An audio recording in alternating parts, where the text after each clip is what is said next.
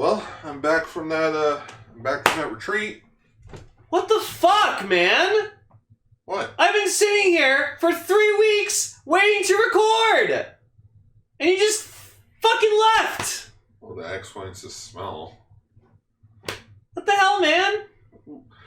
Sorry. I got everything ready. The recording's been going on for over 3 weeks. Now I have like 3 weeks of just me waiting here impatiently talking to myself.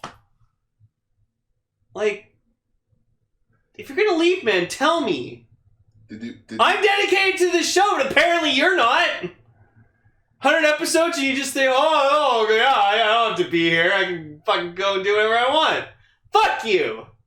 You know what? I'm hosting this show now. Lane, you know we're no longer allowed to, drop the F-bomb.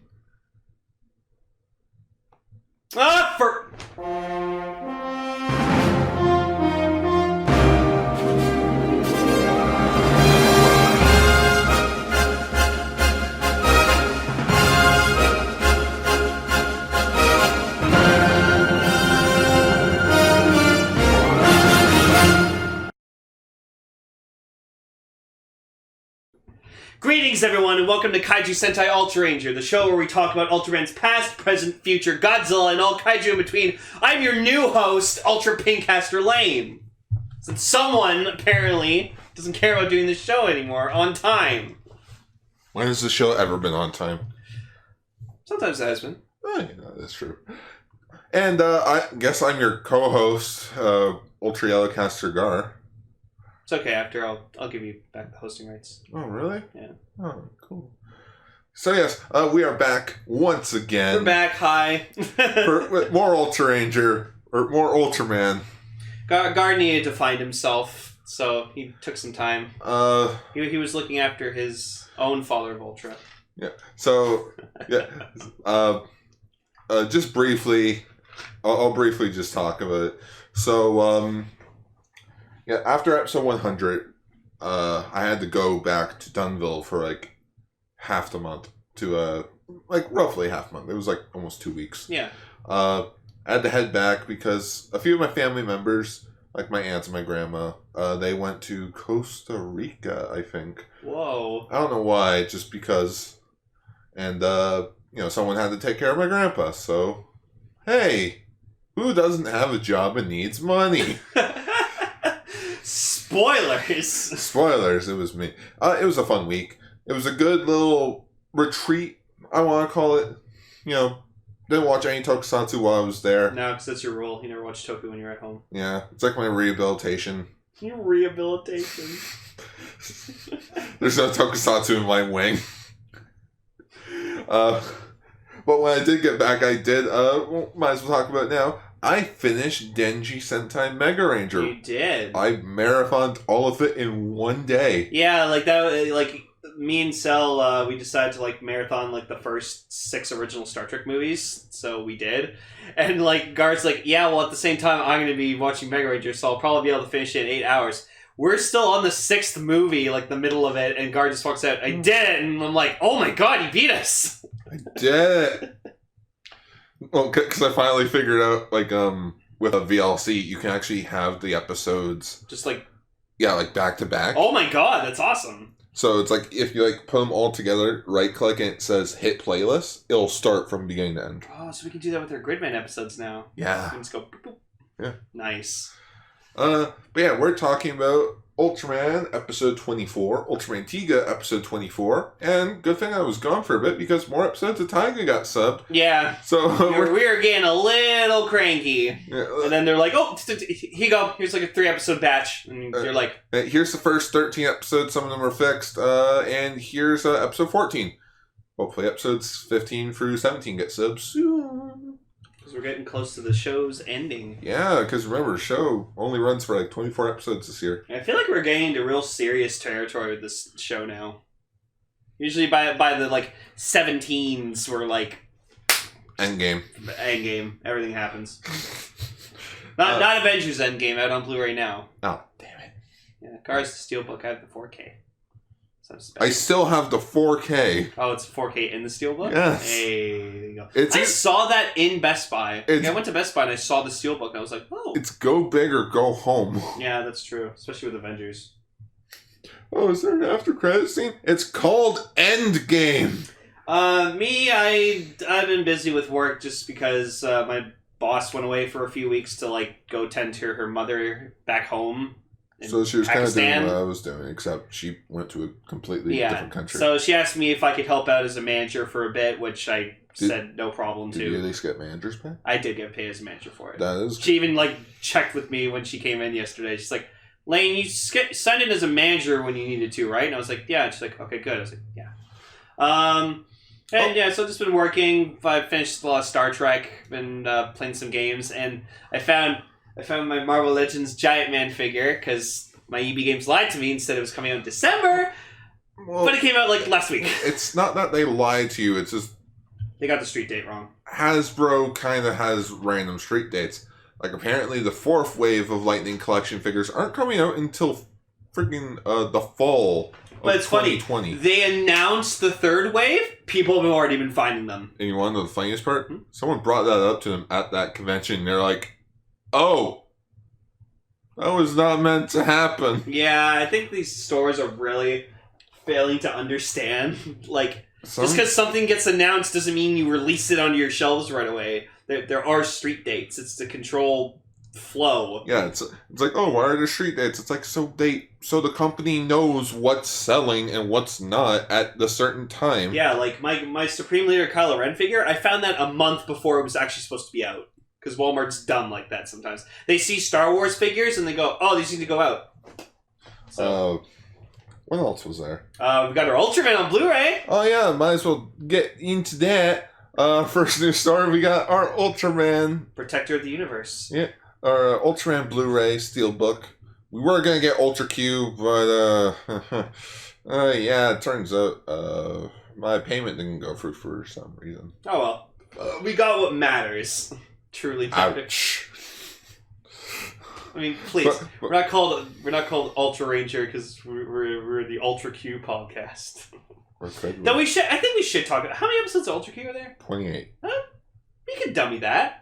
We could dummy that next. It's a fucking Twilight Zone of Ultraman. You know what? Screw it. 55 year of Ultraman in 2021. We'll save it for then. There you go. We'll talk about Ultra Q. Yeah, we'll save that for like the season 4. Like the second half of season 4. There you go.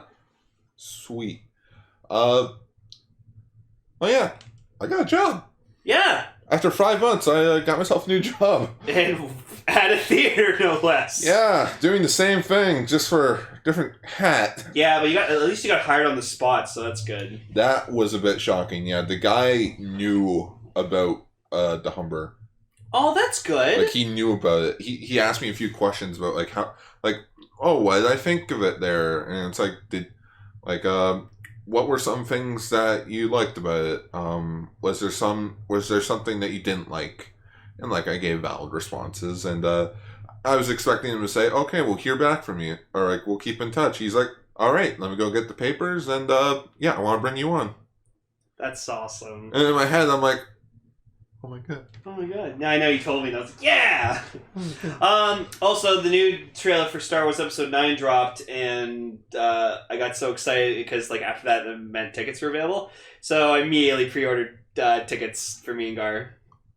Could you really call that pre-ordering? Well, yeah. So I pre-purchased tickets to Episode 9 VIP Thursday, December 19th at 9:45 p.m. Does that mean we don't have to move the Castranger's schedule? No, we don't. Oh. That's what I even told Ichi. I went up to him and I was like, I booked tickets for Thursday nights so we don't have to miss Castranger Friday. He looks up at me. He's like, "Thank you." I was like, "You're welcome." Yeah, because I remember when we did Force Awakens and he was... And Rogue One. Yeah, like he was editing the episode of Force Awakens, and he's or like when we went to go see Force Awakens, and he asked me, he's like, "What should the title of this episode be?" And I'm like, "Fuck Star Wars." Yeah, fuck Star Wars. And that's actually the title. Yeah, which we have to change now. Because we have over 1,000 subs. Yeah, we're monetizing now. It's weird. We're like almost 10 minutes into this, and we still haven't gotten to our long news stories. Yeah. I was gone for a week. Yeah, there's a life update, so... Updates. Things are good right now. So. Things are looking up. I knew they would. things are finally looking up around the holiday season. Yeah. Yeah. So I'm probably gonna be buying Jeet on Blu-ray because I need to support my boy. Well, if anything, we'll go halvesies on it, and just like all the Ultraman Blu-rays, we'll just go halvesies on it. That way, we have it. Yeah. Okay. Well, it makes sense. It does make sense. You're right. I just want to cheat myself. Damn it, Gar! I just wanted fucking Ultraman. I just want fucking Ultraman Jeet. My figure art of Jeet came in also, but I haven't picked it up yet because I don't have money right now. So, or at least figure art money. Next story. Next news story. Conan O'Brien met up with Hideo Kojima. So yeah, so this was interesting. So he was talking on his TV show, that, like on his talk show, that like he went to go visit Kojima about Death Stranding, and he wanted to learn about it and stuff. So like, I guess we go into Kojima's office and we just see he has like a vast collection of things because, you know, Kojima's like a nerd. He's like a hardcore nerd. And of course, what's the biggest thing he has in his collection? Fucking Ultraman. Well, I was gonna say a TIE Fighter, but yeah, Ultraman. He's got Godzilla there too, and like he's got Mario amiibo. He's got Tiny Mario. Like Kojima's shelf is fascinating, but yeah, he loves tokusatsu. He has Pacific Rim stuff. Oh, that's cool. Oh, a Tron bike. Well, of course he would have Pacific Rim stuff because he's fucking working with Guillermo del Toro. Oh yeah. Yeah. Yeah, but so he has Ultraman stuff. So you see he has a big figure of Ultraman, Ultra 7, and then Conan happens to find his beta capsule replica. Yeah, so Kojima has the Ultra replica beta capsule that came out in, I want to say 2013 for the 50th anniversary. It started the whole Ultra replica line. Yeah. Conan O'Brien, being an American... And being Conan O'Brien, calls it Ultraman's vibrator. He calls it a vibrator. And he actually says, like, Ultraman's vibrator. And it was... I don't know why, like, other than us saying it, it's weird hearing, like, someone like Conan O'Brien say Ultraman. I'm just like, so that threw me off. It's also weird because, like, after doing 100 episodes of this show, I'm used... Like, I swear I went from calling him Ultraman to Ultraman. Ultraman. He's got a snow speeder there too. That's cool. He's a huge a nerd. Oh, Yellow Submarine. What's cool is Kojima actually put Conan O'Brien in the game, so he made him like an advertisement. Oh my goodness. Yeah. But anyways, yeah. So that was interesting, and then Conan actually tries to steal it because you hear like a. Oh yeah. Later on, he has it in his pocket. Yeah, and it's like. And he's like, let's play the club. Oh, okay.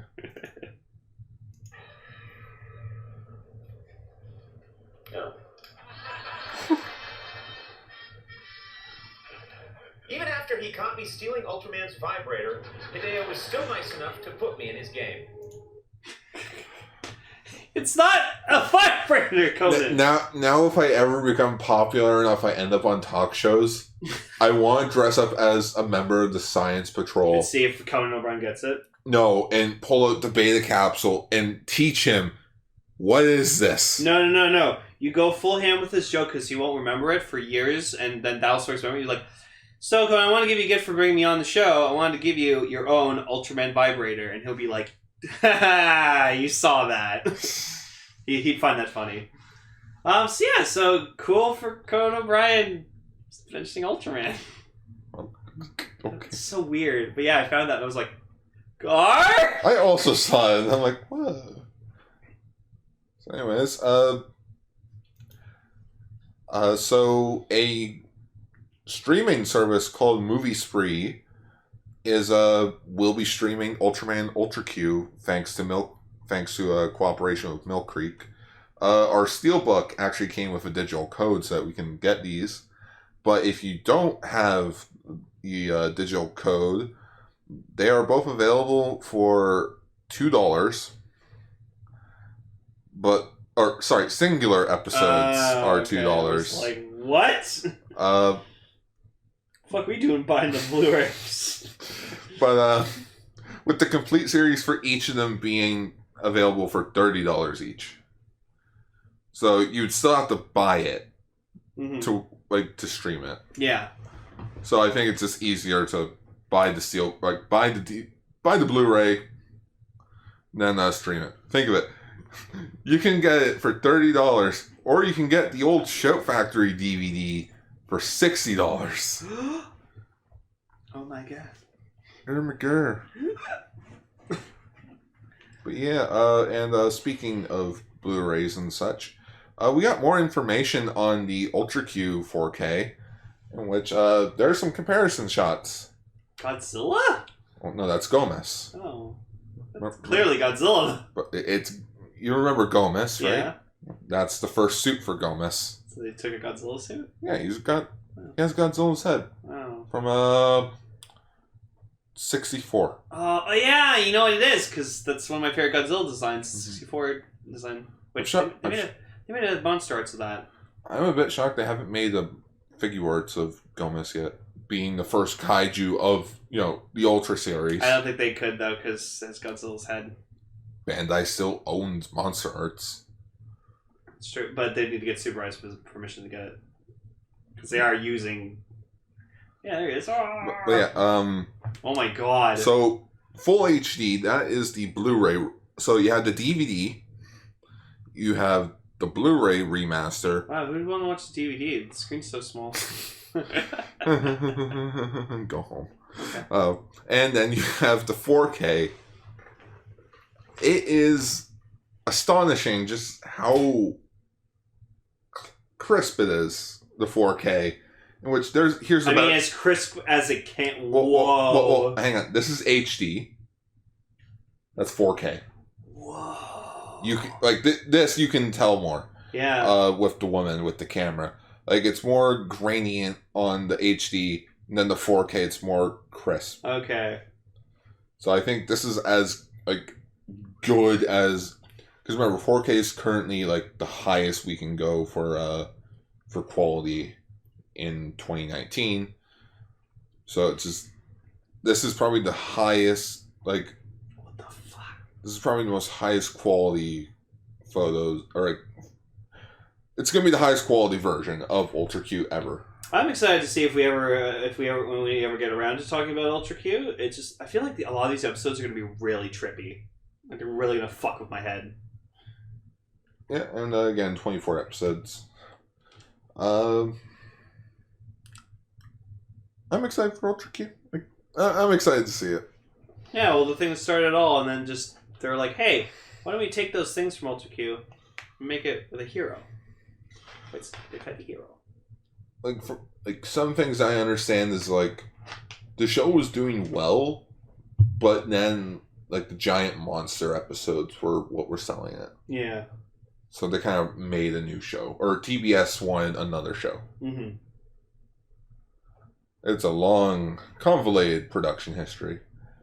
And our last DVD movie-ish talk is apparently SSS Gridman's getting a DVD Blu-ray release. Oh, cool. Over here in the West, in which I didn't realize it didn't have one yet.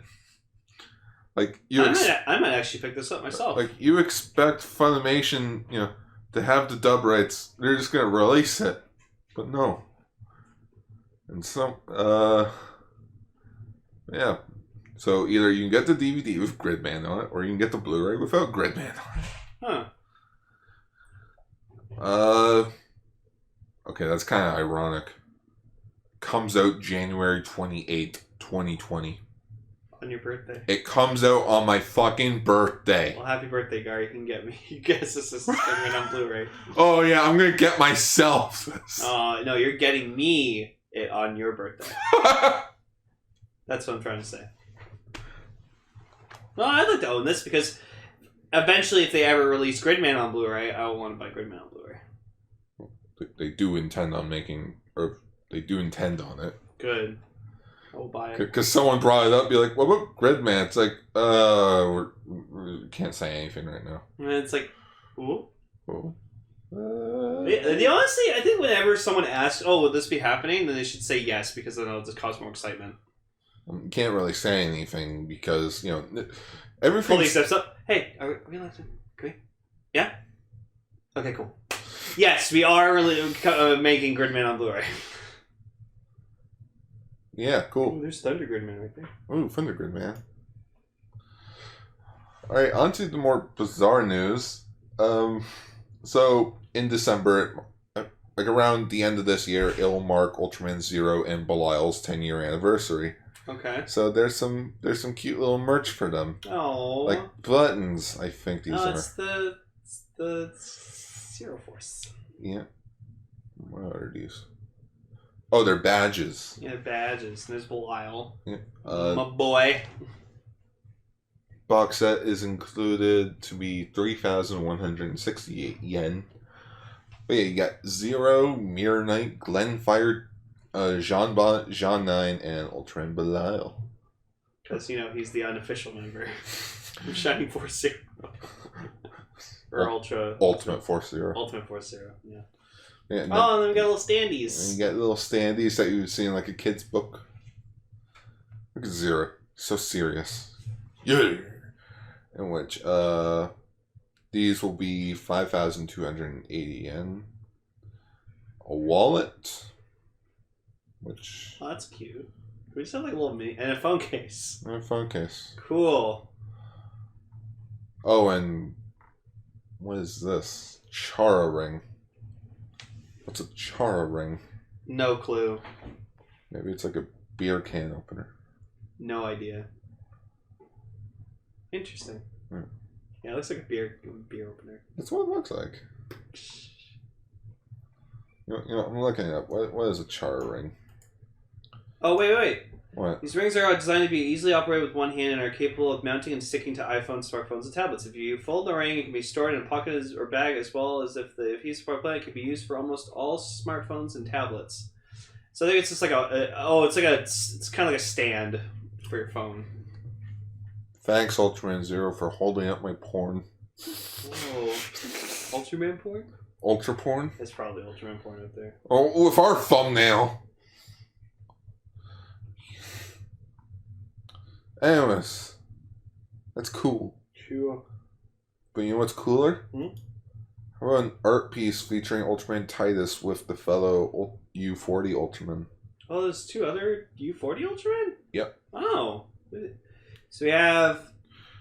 So the person who illustrated this was Kazuhiro Ochi, in which he's most famous for doing Mazinger Z, Sailor Moon S, the movie. He was also a part of the Transformers movie from 1986. Oh. Yeah. Cool. He was in the art department. Oh, look at the Kaiju there. He's like, oh, Pikmon's in it. Yeah. But yeah, you have Ultraman Jonius with Ultraman Titus. And on the left, you have Elec, which I think it's supposed to be like Eric. And then Loto, I think it is. Right? Yeah, Loto. Okay. Loto and Eric. Yeah, Loto and Elec. Nice. And then like other randoms. Oh, hi, Raven. Oh, hi. It's Redcaster. Again. Again. Jesus Christ. You sure like our news, don't you? Apparently. Oh. It's not even what I'm here for. But, oh, okay. Oh, okay. Cool. Oh no, he's here to steal things. He's here to steal our wood stuff. Or wood. Anyways, we're just gonna keep going with Look this. at my swole boy with his mentors. Well, not really mentors, but like... No, he looks up to Jonius. His predecessors? No, but he looks up to Jonius. He says, like, every time he mentions Jonius, he's like, oh, he's so cool. He looks up to him. Mm-hmm. He does look different from the others. Well, remember, that's the thing. Like, his origins were, like, he's from, like, an evil... He's a bastard child of the villains. Yeah. Just not from the main villain. No. And Mr. Ochi also did a giant illustration for the 40th anniversary, I want to say. Oh, and these prints cost freaking like $170. Oh, how about no? Well, now I'm just wondering, who's this female Ultraman? Oh, and they're going to be autographed by the creators. Yep. There you go. Okay, well that's worth it then if it's autographed. He's like nervously moving things, trying to not interrupt our recording. That's our Ultra Raven. What's happening? But episode 101's going off to a great start. Oh yeah, been off doing other things for the last 3 weeks. Coming back, and this is it. We're already almost 25 minutes in. Damn. Alrighty. Hey, Lane, do you want an Ultraman watch? A Swatch? A Swatch? What? Done by Seiko? Well, yeah, Seiko does really good watches. I'm more questioning, why is it like all the other times are normal, but 7, 8 have stars on them? I don't know. Maybe that's... It has to have a meaning. Maybe that's when it was on television? Probably. Oh! In addition, the stars at 7 o'clock and 8 o'clock reflecting the image of the M78 nebula are also shining. Oh. It resembles M78 nebula. That's clever. that's actually... maybe I should read. Yeah, read the articles ahead of That time. generally helps. I just look through it. I just look at the pictures. You're like, ooh. Yeah. Alright, so yeah, so it comes in a nice box and it has Ultraman's chest logo on it. Doesn't come with a... Oh, he's even on the back of the watch. Doing his rising pose. So it's gonna be a whopping 36,300 yen. So it's like almost $400 for a watch, and there's only gonna be 780 of these watches made. Get it? Oh, I get it. M78 Yeah. never. And it comes out in March of 2020, and pre-orders are only available until November 10. Whoa. Oh, I know the Seiko watch brand because a character in a movie or something I watched had like a Seiko digital watch. I'm just trying to remember. Seiko does sound familiar.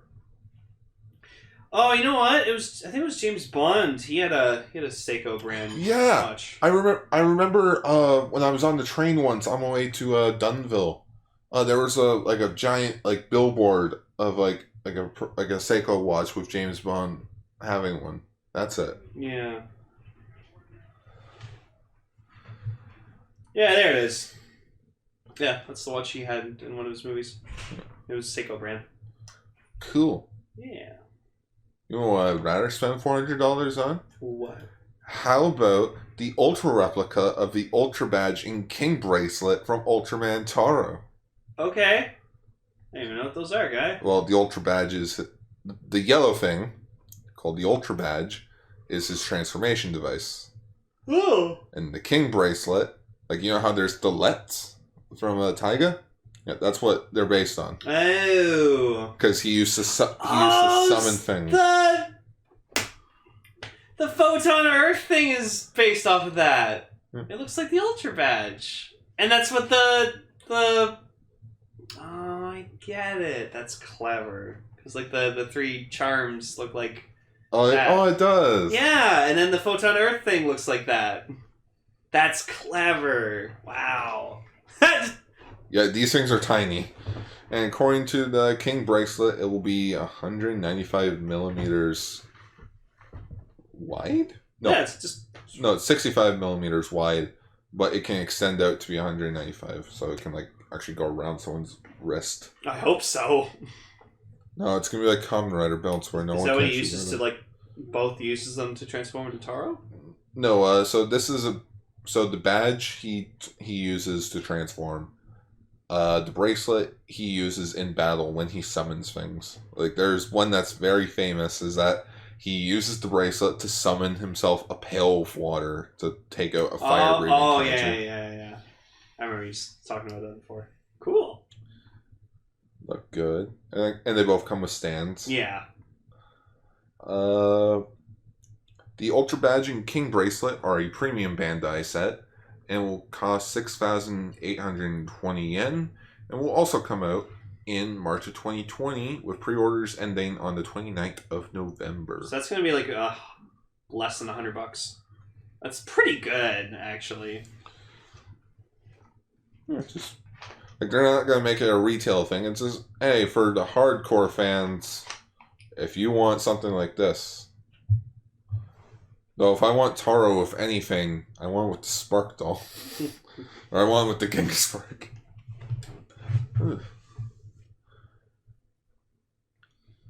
Yeah, it looks good.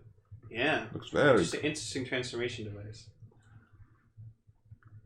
Pre-orders are already available. Okay.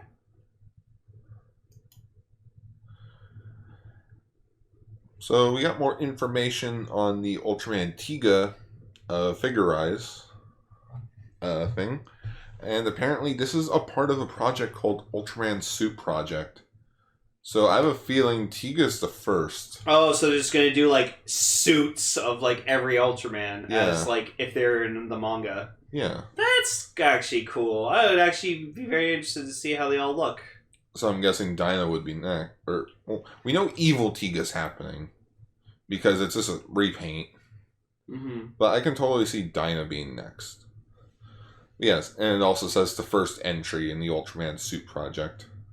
Oh, and he has a light up color timer. Yeah, he has an LED light inside of him. That's cool. No, it looks really good. Yeah, it comes with a blade weapon. That's cool. I don't remember Tiga ever having a blade weapon. Well, remember these are designed to be like if someone actually wore it as a suit, so they can't really do spacing rays. Just be like, not my elbow popping. Whoa. Or my freaking shoulder popping. It would be a light blade. Shut. Yeah. Oh, that felt good. No, that looks really good. So it's gonna be 52.80 yen. So it's like $60 to $70. Yeah, it comes out February of 2020, and I'm guessing since it doesn't say, it's a retail release because there's no mention of it being a exclusive to anything except for Bandai Hobby. Neat. But isn't that where they always post their stuff? Yeah, pretty much. So that's cool. It looks good. Like the first photo that we saw of it, it was like, it looks alright. But I think it was because like the eyes weren't lit up, so it kind of looked dead inside. But this makes it look like really good. Yeah, I would like to have this. I'm looking forward to seeing like if they did like Belial and Jeed, Cosmos. 0. Oh yeah, 0 would look fucking dope. 0, 1. 0, 1, 0. Alright, we're getting into our last two news stories. So, G Darkness already had a release date, but now we got a release date for SH Figuarts Ultraman X Darkness, in which he looks pretty good. Damn. Though, I have the Figuarts of X, and the cyber armor is kinda because it really, like, the shoulders really hindered the articulation. Yeah. Like, a lot. You'd be lucky if you could get him in a pose like that. Yeah, you'll be lucky if you can actually pose him, like, this will be in the center stage, or in the center of the screen. Just that pose there. So, the set will be coming with a Gomer armor set. Will go for 7,700 yen, and will be coming out April 2020 as a premium Bandai item. And our last news story is so the Tamashii Nations 2019 event occurred this previous weekend. Yep. And we talked about some rider stuff on Extra Extra. So, as the Ultraranger podcast, we might as well talk about the Ultraranger podcast. As the Ultraman podcast, we might as well talk about the Ultraman reveals. Might as well start with Taiga stuff. So, they revealed Ultraman Taiga Sturium form, I think it's called? Tristerium. Yeah, Tristerium. Which is bizarre because they didn't show off Photon Earth. They'll make it. They'll probably make it. Yeah, he looks good. Like the red on the horns. I especially like the blue on him. It looks good. And he's got a giant ass fucking sword. He's got a flaming sword. Oh, that's a detail on that. How freaking cool is that? He's got a freaking sword. We also got introduced to my fucking boy, swole ass boy. Yeah. Look at him. Ultraman Titus was also on display with Ultraman Jonius. Yeah, so they're gonna get Figuarts of Jonius. Which the Jonius figure art looks really good. I'm probably gonna pick up Titus though, for sure. No Fuma. Not yet. For some bizarre reason. Not yet.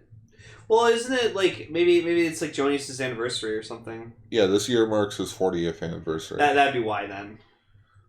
But once again, much like with the ton of Kamen Rider reveals, most of these don't have release dates. But judging that every other release from the Ultraman Figuarts line have gotten a release, there is no doubt in my mind that these will be coming out next year. Yeah. Like, they will come out because Ultraman is very limited. Oh man, the Titus looks so good. He's buff. People were saying he's not swole enough. Yes, he is. I can see muscles on him. Like, he looks fine. He's very big, and which means he's going to be a very hefty figure. Jonius, I like. His design, like, it's weird. It's so simple, but I love it. Like, I kind of want to get the Ultra Act and then get this just to see the difference. We also got previewed Ultrawoman Grigio. Yeah, So I'll say he's getting a figure. Also, he's finally going to get a Figuart sometime next year. Yay! And Triggear's also getting a Figuart. He looks really good. Which, that's what I'm questioning. It's like, wait, so you're showing off... Like, I obviously knew Triggear was going to happen. Because who wouldn't want a Triggear Figuart? And it's like, you see, like, they actually had photos of Triggear, like, behind the scenes wise of, like, how are we actually going to make him? Mm-hmm. He looks good. Definitely in the prototype stage, but he definitely looks good. And then Gar fucking called it. Yeah. Like, we were talking about this, and I was like, oh man, it'd be so fucking great.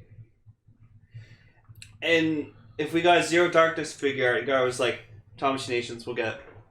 Yeah, they're going to show it off. And there it is! So, this is the Ultraman Zero figure I'll be getting, because it's just Belial possessing Zero's body. Yep, SH Figuarts Ultraman Zero Darkness got revealed alongside Orb Darkness. Which is just, it's the Dark Orb Figuart. Just repainted with some red on. No, just repainted with some blue on him. Yeah. Even comes with an Orb Caliber, which I don't think is that much different. No, it's the same fucking thing. Yeah, it's the same sword. You give him Alright, you go get him. Oh. Drop him a pop.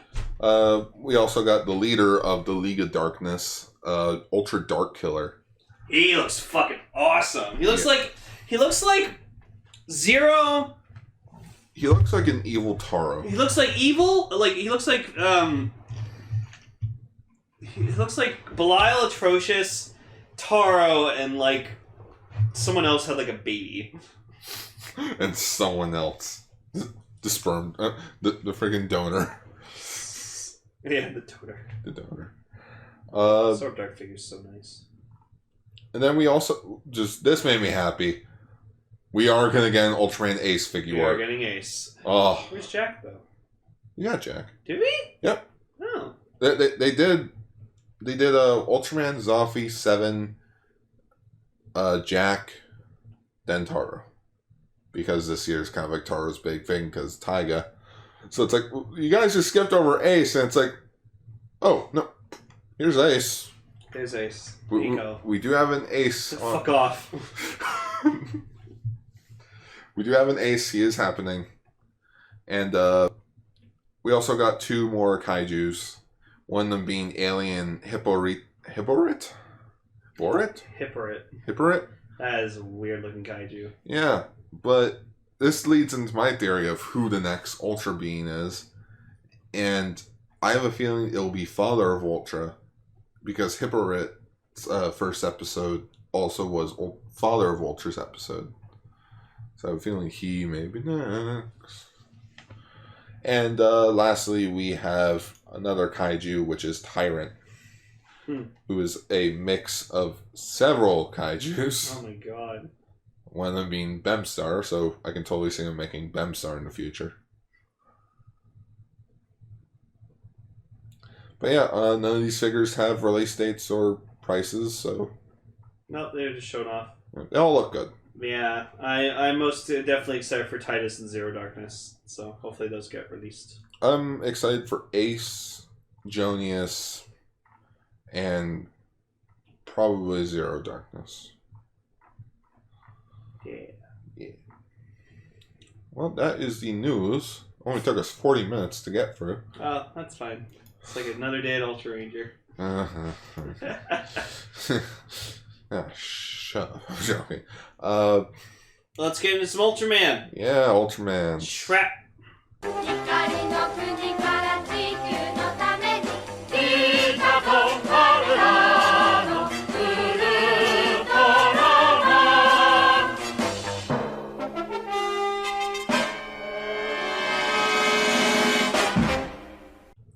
Episode 24, the Undersea Science Center. So, now that we have Ultraman officially on Blu-ray, we can watch it officially. Go buy the official Ultraman Blu-ray. You can order off Amazon. Hell, people apparently have been going to Best Buys and finding copies of Ultraman Ultra Q in Best Buy, so that's cool that you can just walk into a store and you'll just see it there. Besides, Sunrise Records isn't a thing anymore. Oh, yeah. So I'd like to grab it from there, because the location I used to go to in the mall near my work, it closed down. Oh, no, the entire program shut down. Yeah, that sucks. They just no one cares about buying physical stuff anymore. Yeah. Well, that's their problem. That is their problem. So, this episode features this undersea science center, as the title has told us. Yeah, and this was the debut of the abyssal monster Gubula. Yeah, Gubula was in this. Gubula, the narwhal monster. Yeah, the narwhal. He was in Saga. He was in Rube. He was in episode Orb. Yep. He was in a lot of things recently. Yeah, I just remember he fought in Saga and Cosmos had to calm him the fuck down. It's like, no, you stop it, bad boy. And in Orb, they question, it's like, how is he out in the middle of land? Doesn't this thing live in the sea? So this is an interesting episode because it was pretty much underwater like the whole time. So like they're off to like go to this underwater base, whatever, like science center to like look up like research about something. I can't remember what it was. Science. But it was Cap, Fuji, Hoshino, and then this little girl that they were escorting with them, Jenny. She like won a contest or a pageant or something, and she got to go along on the journey. She was the 200 entry, I think? Yeah, or something like that. So, it's like this little white girl. Her name's Jenny. And she is a terrifying monster. Like, Gubula is not the monster of this episode. It's fucking Jenny. Because, like, she has this camera with her. And you know what? Like, for the sake of the episode, like, we need to show these images because, like, if we experienced it, you fuckers are going to experience it too. They're in the episode wallpaper. Okay. So, she's taking pictures, like, while they're in the sub, and, like, the Science Patrol sub. And she's taking pictures, and she sees, like, fish and stuff, and she just makes this face where she's like, and, like, her mouth just stretches out so fucking far. Like, the only comparison I can make to it is, like, and I'll look this up, is, like, Gar, have you ever seen The Mummy? Which one? The 1999 Mummy. With Brendan Fraser? Yeah. Yeah. So, hang on. Oh, you mean like when he opens his mouth, like... Yeah, when he's, like, summoning the sand, he's like... Ugh. Yeah. I know what you're talking about. Like, oh my god, it's so fucking creepy when he does it. I'm just picturing Little Rascals. Because they're all little kids as well. Yeah. So, Jenny, like, makes this face, like, twice. And I'm just, like, it terrified me both fucking times. And so, like, they end up going to this center, and then Fuji, like, goes back to, like, leaves them, because she was there to escort them, I guess. Yeah. And so, as she's leaving... She accidentally broke a pipe. Yeah, she broke the pipeline that was, like, helping connect oxygen and stuff to the science center, and, like, broke it, and now they're cut off. Dumb bitch. And they're, like, thousands of, like, feet underwater. Where they can't even go outside and swim. Because, like, the pressure will kill them. Then you question how Fuji's able to do it later. She's wearing, like, a really skin-tight, like, scuba outfit. So, like, Jenny's scared, shitless, whatever like that, so, like, she's, like, upset, she's crying, so, like, Hoshino goes over to her and tries to, like, cheer her up.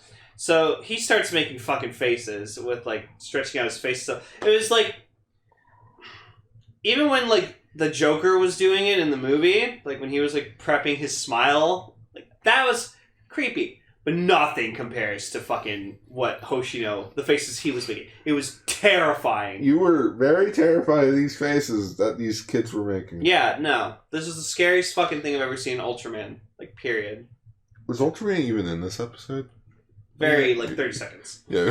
He was there, right? And what's interesting is, too, is we've loaded up the episode and we thought the quality wasn't that good because we're watching it and like, I thought this was the Blu-ray quality. So, like, why does it look so bad? But then Gar put on a digital version of the episode that we had already downloaded. Yeah, so before this set came out, last year a fan sub group took the subs from the original DVD release and put them with the Blu-ray quality rips from the Japanese release. I looked up this episode, and yeah, it's just this episode that does not look good. Yeah, so thank goodness. Oh. We were worried that we wasted our money, or Gar wasted his money. What happened to the quality?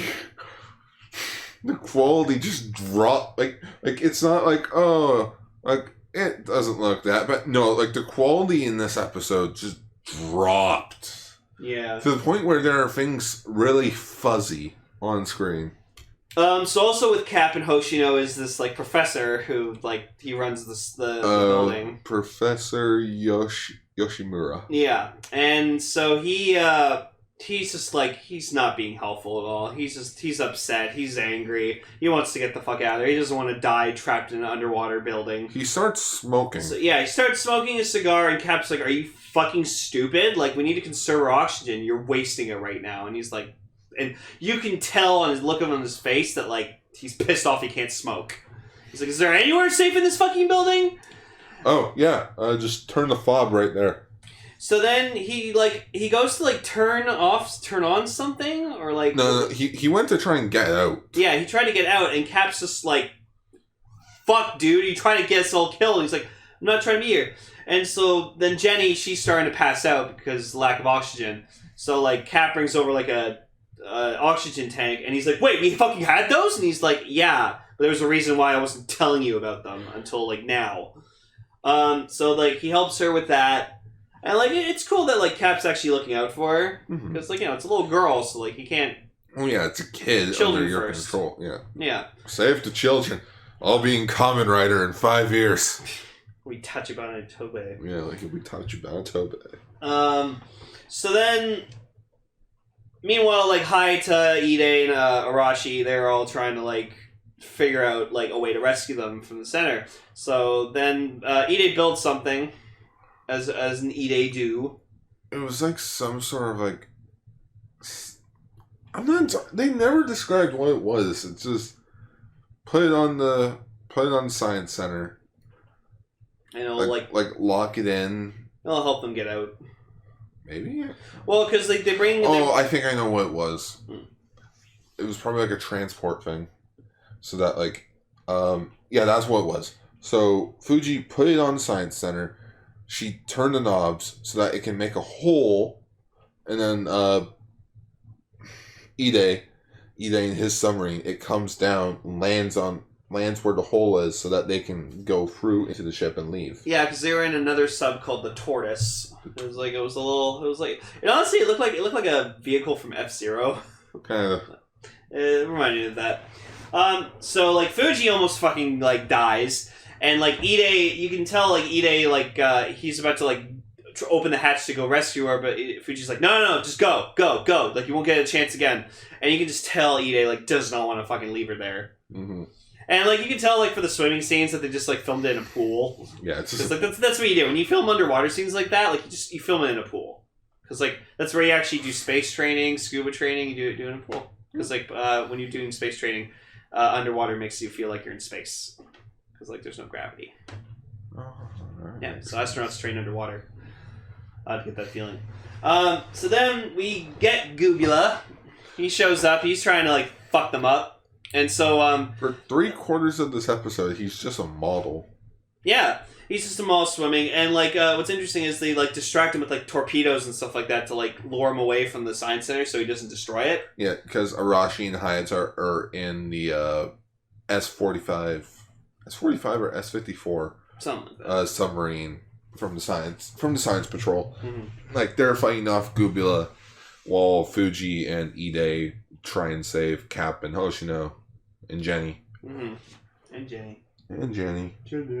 Janet, I was just thinking that as well.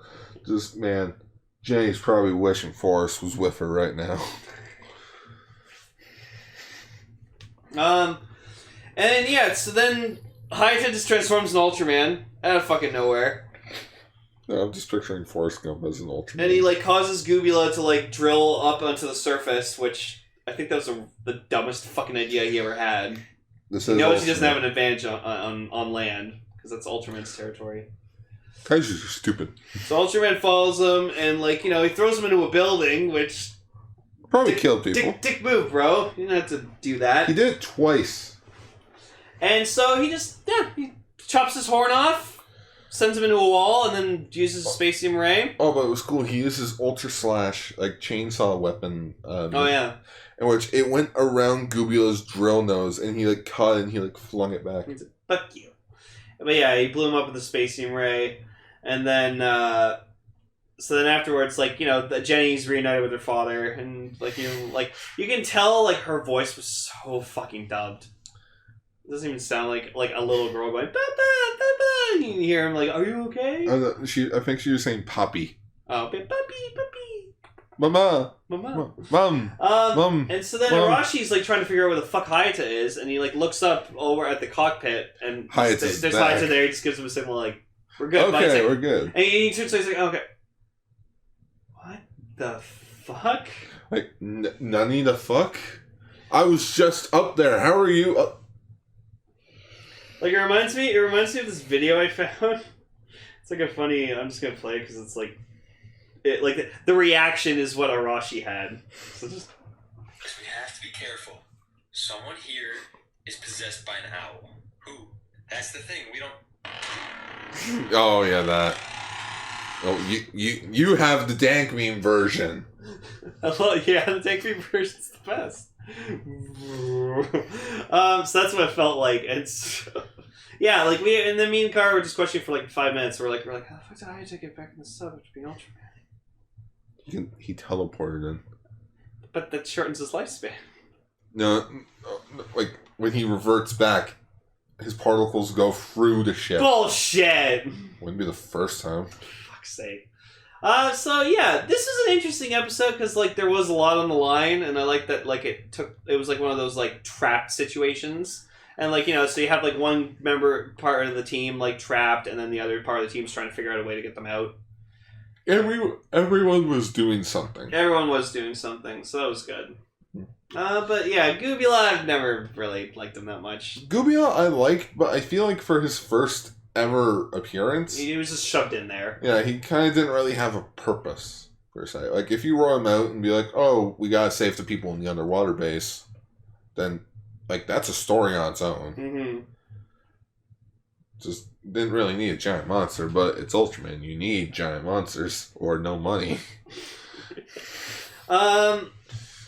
Yeah, so let's go to Tiga.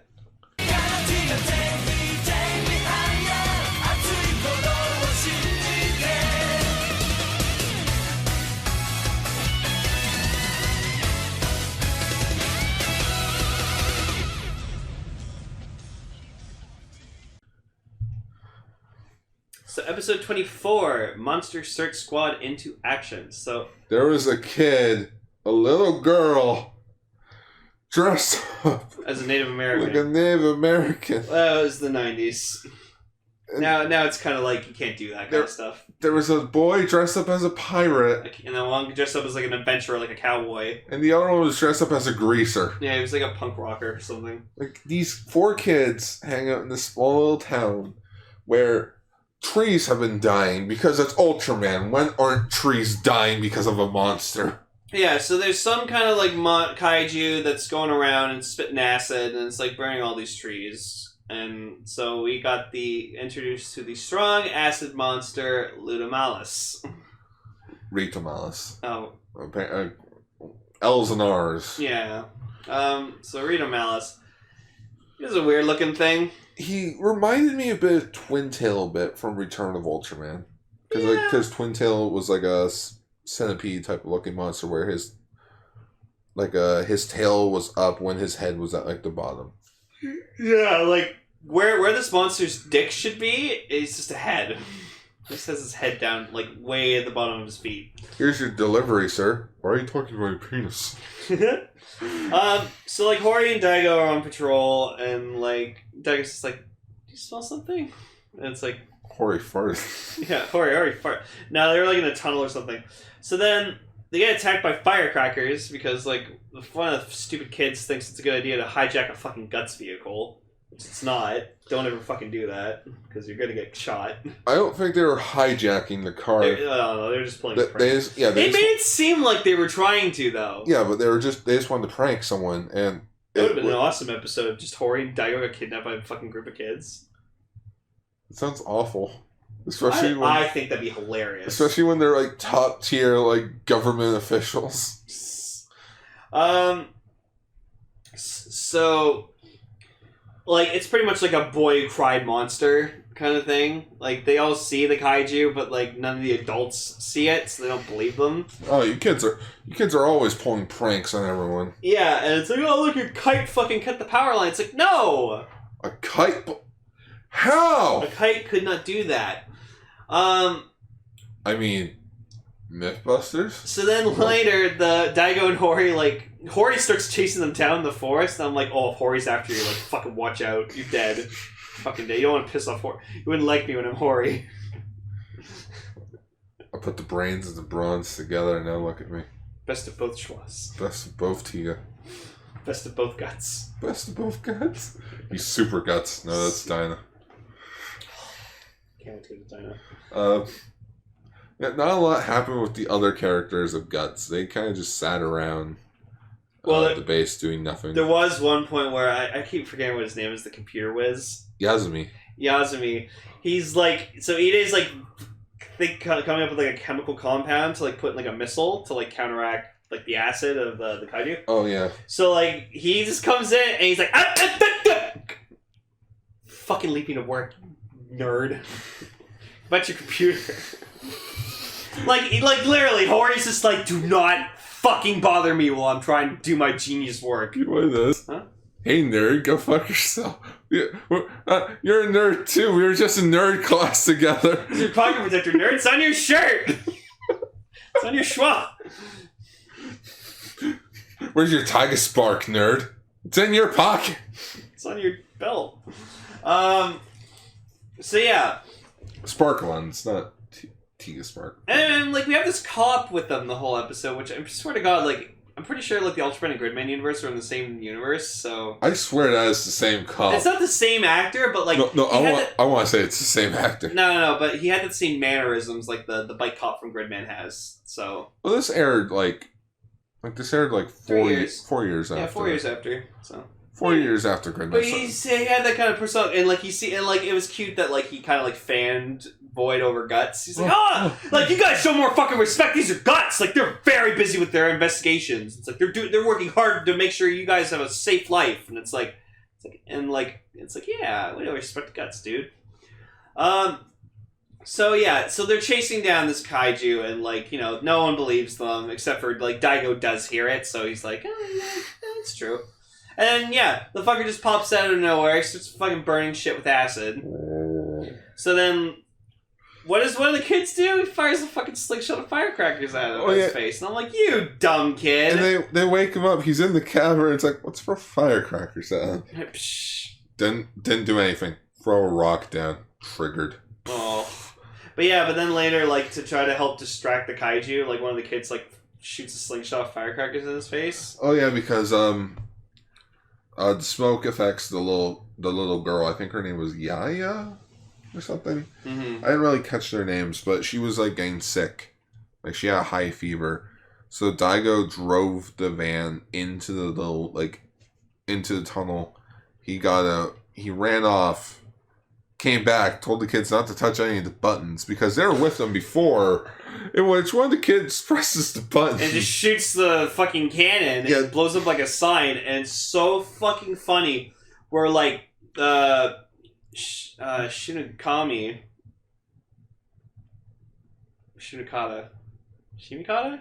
The commander? Yeah. Munakata. Munakata. So sorry, God. It's been a few weeks. It's been.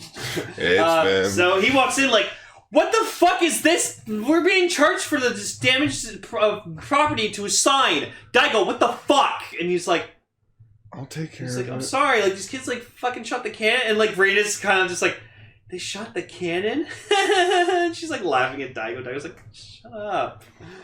Like, you can tell, like, their relationship's starting to form a bit, because, like, they're sitting beside each other. And, like, Reina's so cute. I love her. Lucky! Gets in a bathing suit. She had that on the whole time? That entire time she did. She referred to the dolphin as her boyfriend. Yep. That's a bit fucked up. That's fucked up. Yeah, so then, like, Daigo, he, like, the kids are about to get fucking killed in the tunnel by the kaiju, but then Tiga just fucking comes in. Oh yeah, this is the first episode where we don't have a transformation sequence. He just fucking Tiga, rolls into action. Ultraman Tiga just shows up, beats the shit out of it. Go Sky type, and I question why. Don't go power type where you can just dummy this thing. Yeah, it's power. Power type is your best form.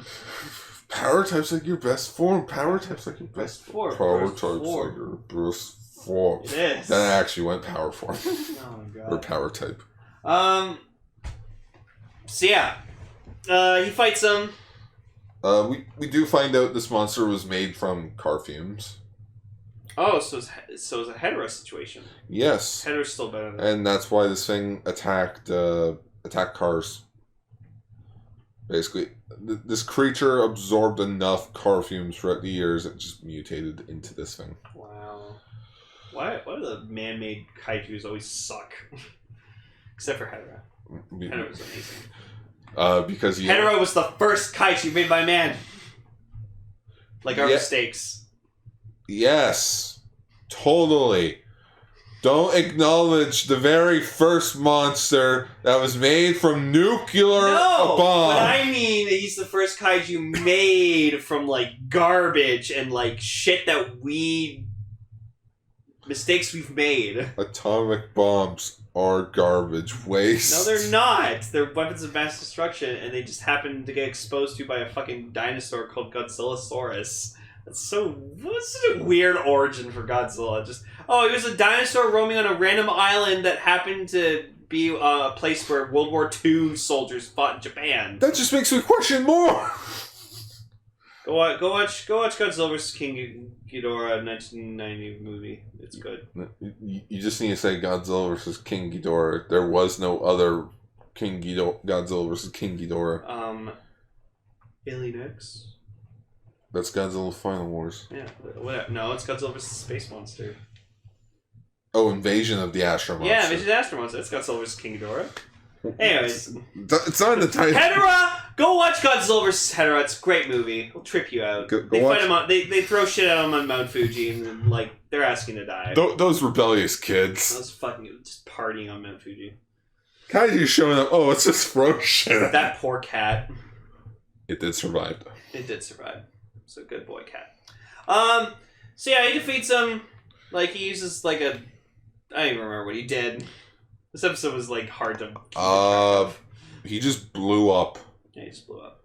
Like, the car fumes inside of him kind of just... Oh, yeah, because Hori, like, flew in on the Gutswing, and he's like, yeah, take this, motherfucker! And he shoots his, like, compound in the missiles to, like, weaken him. And then Tiga's like, I know what to do. Rambolt attack! So then, like, they apologize to the kids, and it's like, yeah, I'm sorry we didn't believe you. Hey, Taiga, where'd you go? Ultraman showed up. You didn't see him? No. They know he's Ultraman. It's so obvious. So obvious. Like, they made, like, there's an episode where they made a joke about it. It's like, oh man, if only Ultraman was here. And Taiga's like, I want to thank Ultraman for helping us. You know what? If he heard that, he would probably be happy to hear that. Tiger, are you Ultraman? Nope.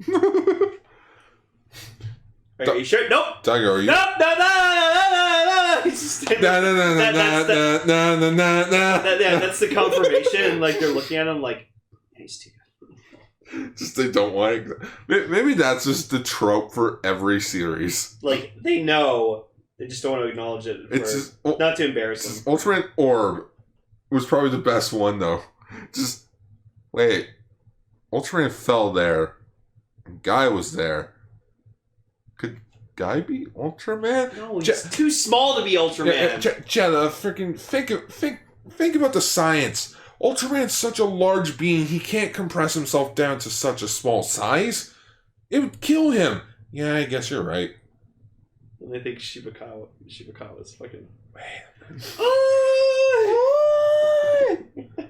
Orb was fantastic. Go watch Orb. Idea. Coming out on Blu-ray next month. Yeah, so this is an okay episode, Tiga. Like, I wasn't a huge fan of it. Don't center your plot around children. I always say that in Tokyo. It was... They were cute kids, though. Like, the little Native American girl was pretty cute. I feel like if the kaiju had a different design, it probably would have been a bit better. Mm-hmm. Like... It did not help that he had, like, his face, like, where his dick should be. Where his feet should be. Whatever. It was cool how he was using his, like, freaking vine thing to, like, toss himself around. Though. Yeah. That was cool. Oh, yeah, he, like, flipped himself over his vine. So yeah, that was cool.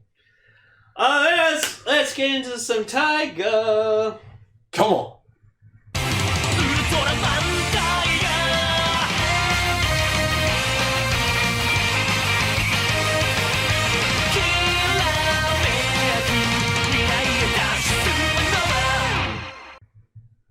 So episodes 11 and 12. Oh my goodness! One afternoon when the magic was lost from the star, and episode 12. Even then, the universe will still go on dreaming.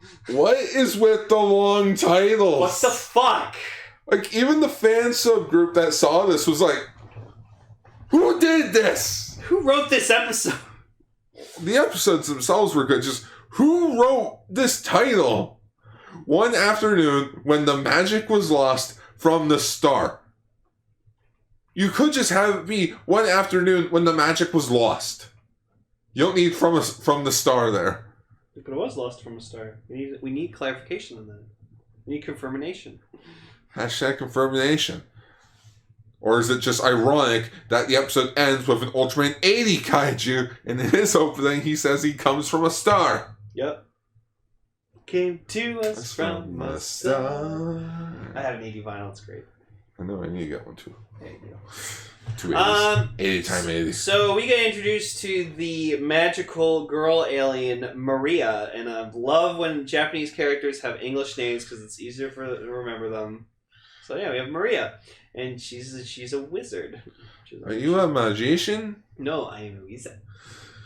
So yeah, so she we find out that she's just an alien and she just has abilities, but to us it just looks like magic.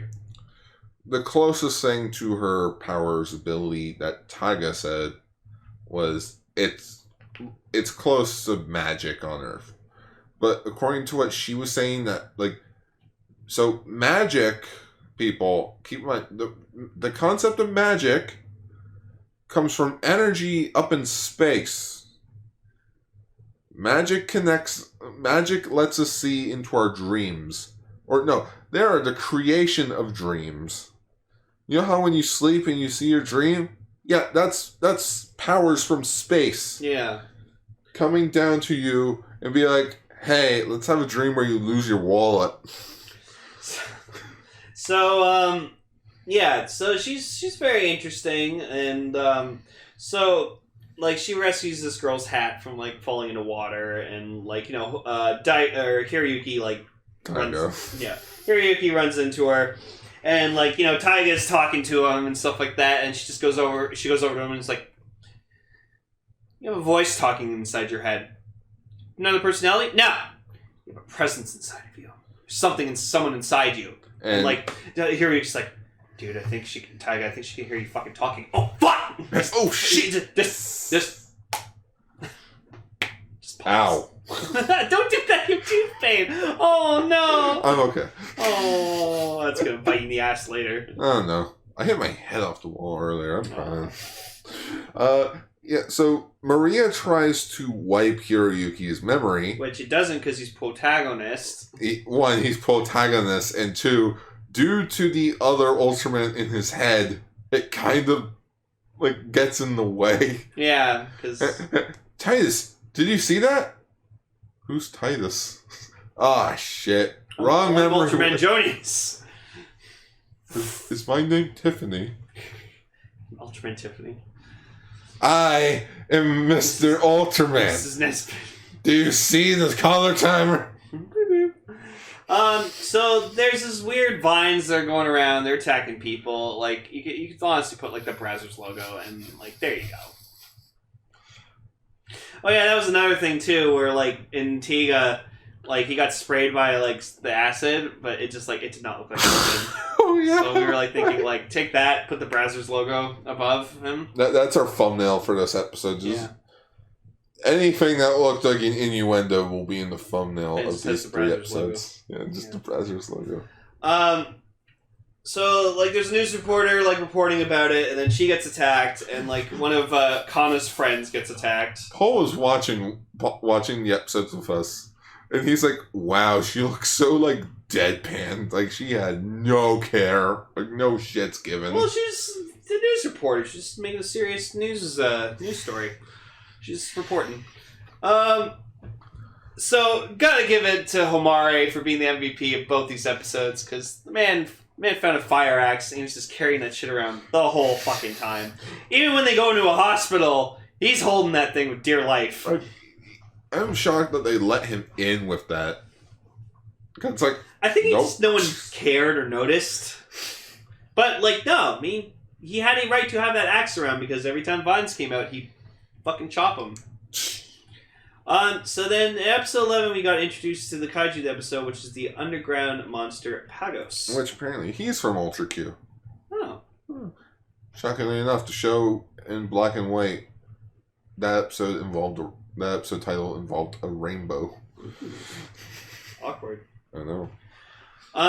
So we suspect that he's the one causing the vines and everything like that. Yeah, because this other monster, just tap dancing alien, like, kidnaps Maria because he wants to use her magic powers to revive his own monster, in which he summons Pagos, and, like, Hiroyuki goes to fight it, in which it's nice to see that he uses all 3 members of the Tri-Squad. Yeah, like, he uses Taiga, and Taiga's just, like, not strong enough, and so Taiga's just like, alright, let me in, I'll do this. And he actually lasts the longest, I believe.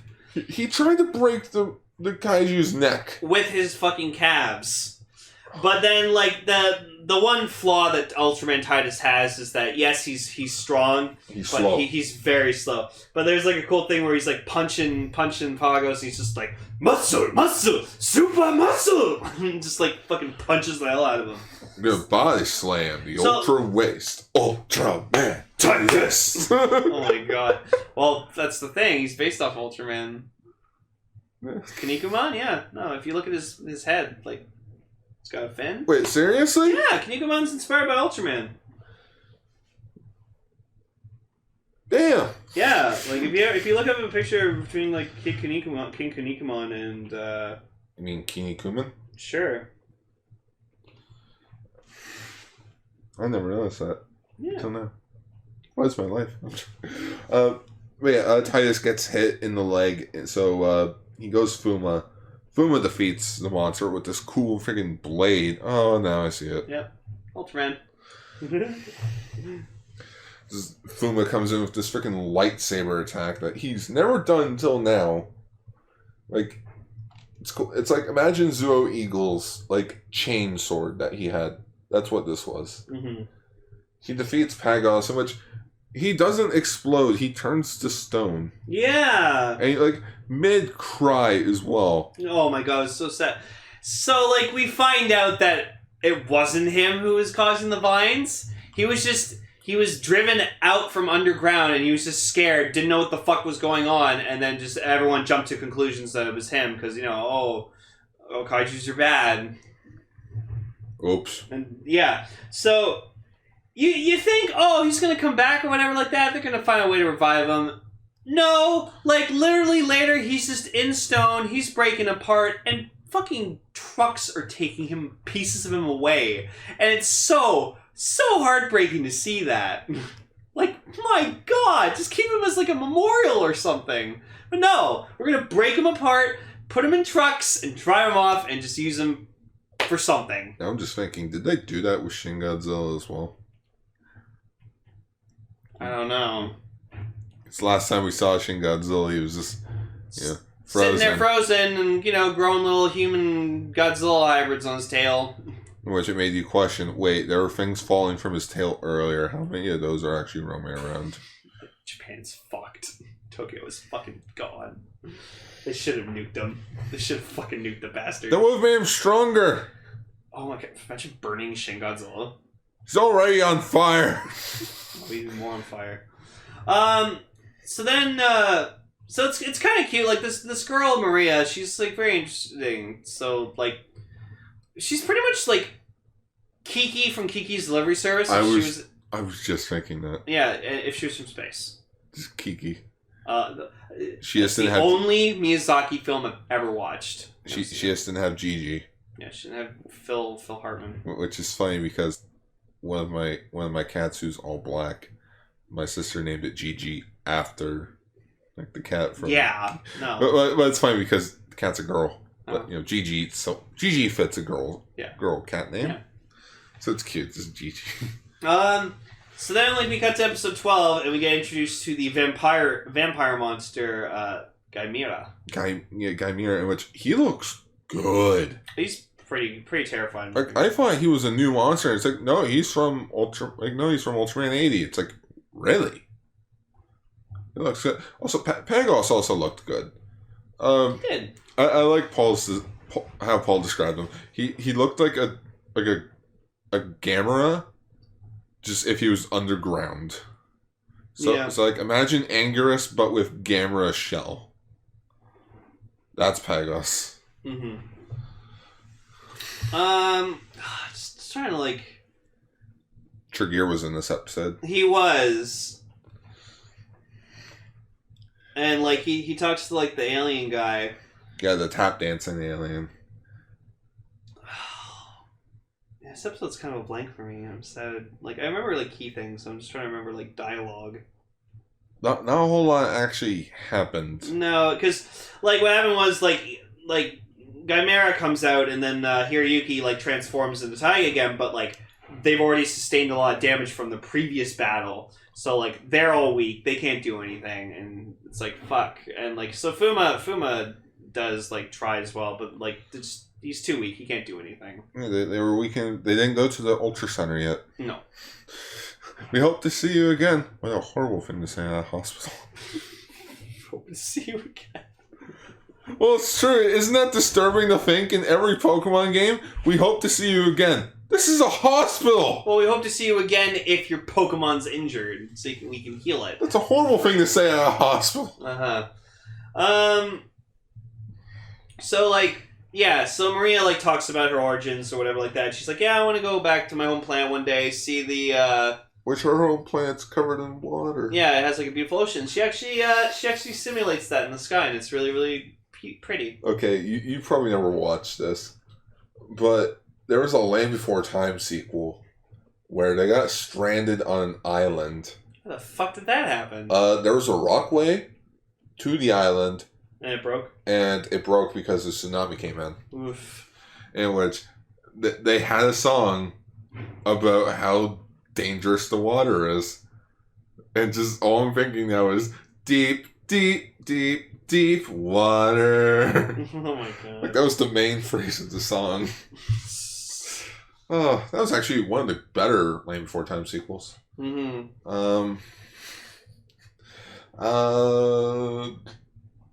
Trigger happened. That's pretty much it. Trigger was in the episode. But I just like I remember like Maria helped use her like magic or whatever like that to Oh yeah, because Hiroyuki couldn't transform. Oh yeah, Trigger killed the alien guy.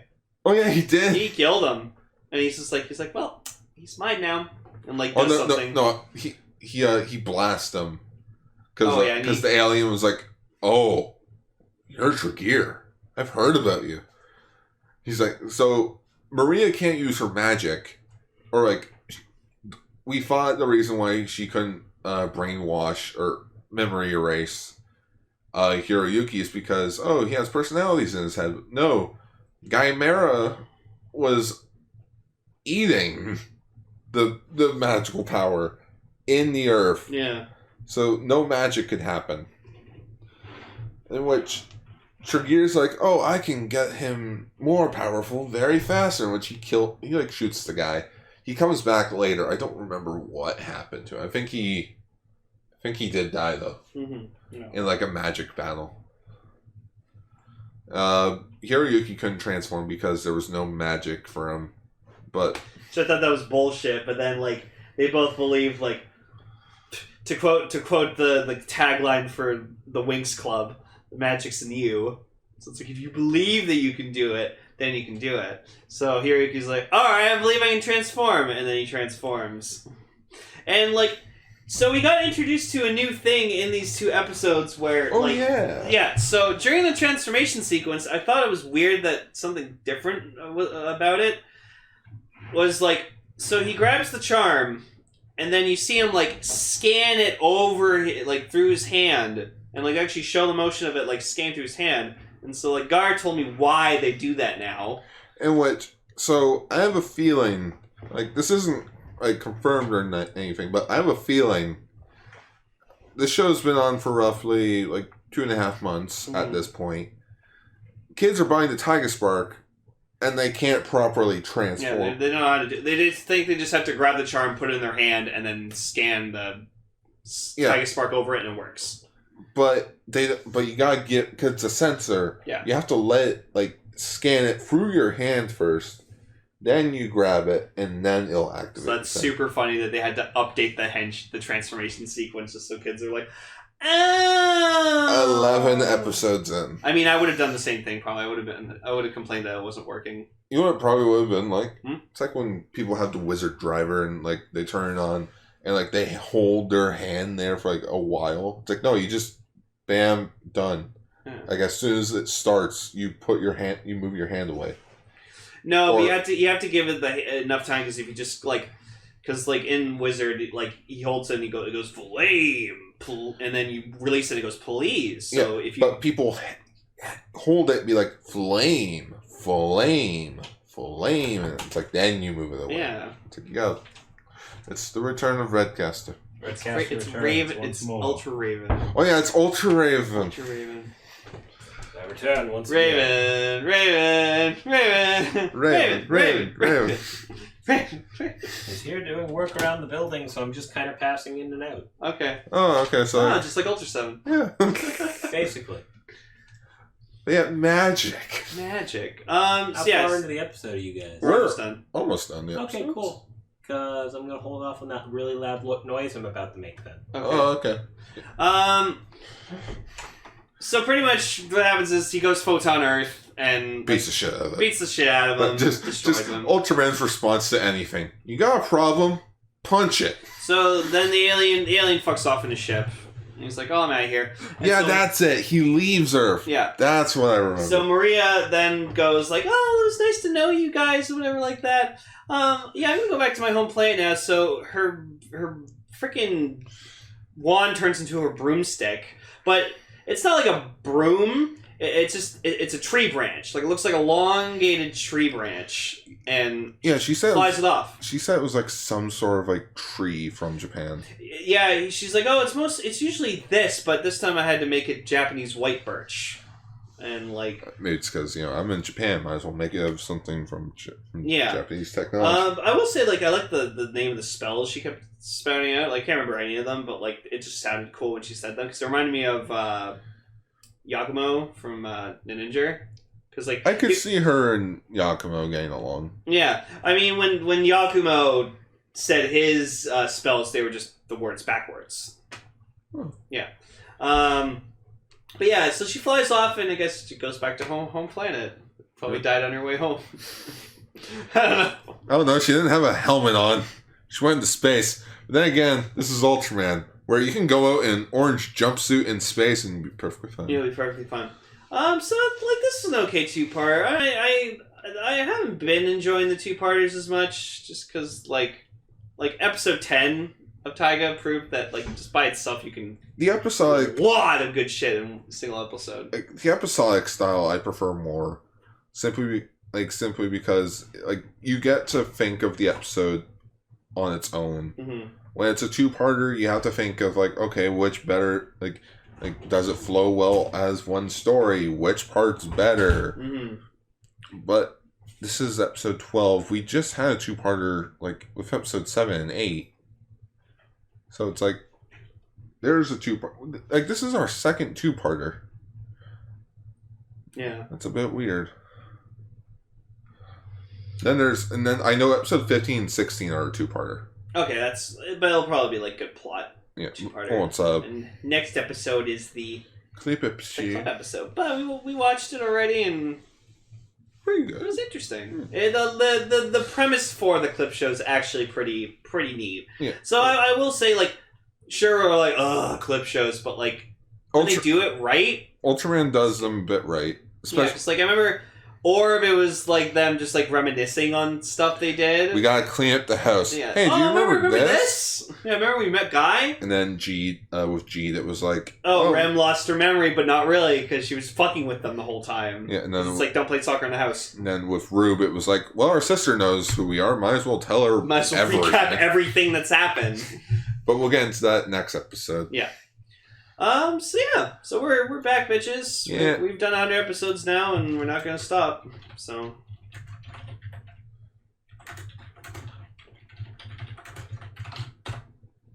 we're back in Ultraman story.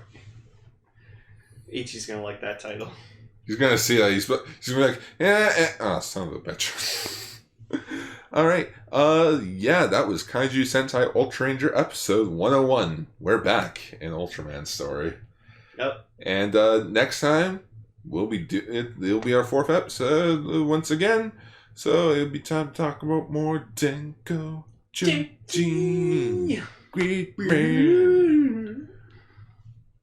Bye-byes, or schwa for now. Shit. Schwa for now, everyone. Schwa for now.